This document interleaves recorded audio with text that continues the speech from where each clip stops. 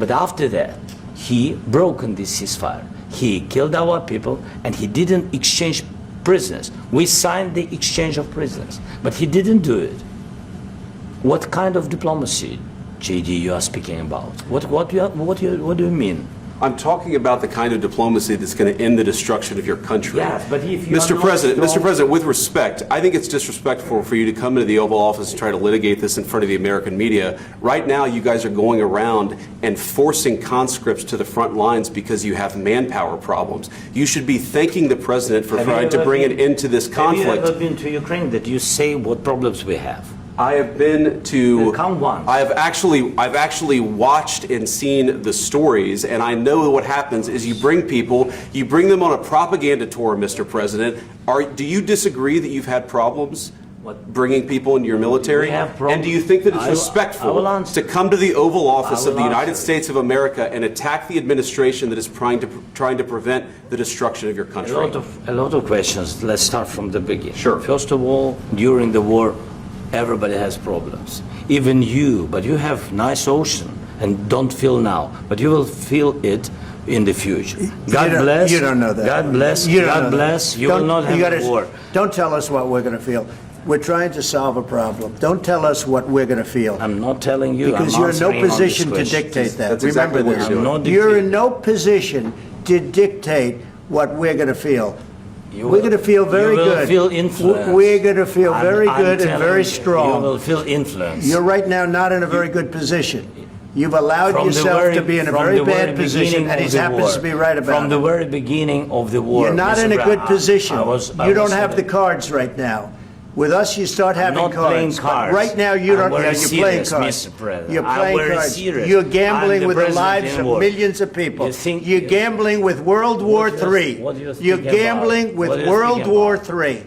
And what you're doing is very disrespectful to the country, this country, that's backed you far more than a lot of people said they should have. Have you said thank you once? This entire meeting?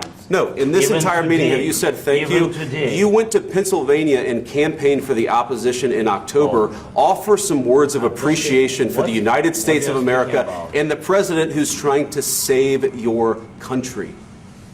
Please, you think that if you will speak very loudly about the war, He's not speaking loudly. He's not speaking loudly. Your country is in big trouble. Can I answer? Wait a minute. No. You've done a lot of talking. Your country is in big trouble. I know. You're not winning. You're not winning this. You have a damn good chance of coming out okay because of us. Mr. President, we are staying in our country, staying strong from the very beginning of the war. We've been alone, and we are thankful. I said thanks you haven't in been this alone. cabinet, you and haven't not been only alone. in this cabinet. We gave you, through this stupid president, $350 billion. You voted we gave for you your military equipment, and your men are brave, but they had to use our military. Yes. What about if you didn't have our military equipment, you invited if me you to didn't speak. have our military equipment, this war would have been over in 2 weeks. In 3 days, I heard it from Putin. In 3 days. This is something maybe new. Less. In 2 weeks. Of course, yes. It's going to be a very hard thing to do business like this. Again, I tell you. Just say thank you. I said a lot of times Accept that there are disagreements, and let's go litigate those disagreements rather than trying to fight it out in the American media when you're wrong. We know that you're wrong. But you see, I think it's good for the American people to see what's going on. I understand, sir. I think it's very important. That's why I kept this going so long. You have to be thankful. You don't have the cards. You're buried there. Your people are dying. You're running low on soldiers. Listen, you're running low on soldiers.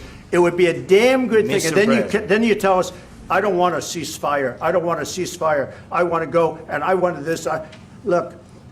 If you could get a ceasefire right now, I tell you, you take it so the bullets stop flying and your men stop getting killed. Of course, we want to stop the war. But you're saying you don't want a ceasefire. But I said to you, I want a ceasefire. With guarantees. Because you'll get a ceasefire faster than an agreement. Ask our people about ceasefire, what they think. That wasn't with me. For you what, that wasn't with me. That was with a guy named Biden, who was not a smart person. That was with Obama. It was your president. Excuse me. That was with Obama, who gave you sheets, and I gave you javelins. Yes. I gave you the javelins to take out all those tanks. Obama gave you sheets. In fact, the statement is Obama gave sheets and Trump gave javelins. You got to be more thankful, because let me tell you, you don't have the cards. With us, you have the cards. But without us, you don't have any cards.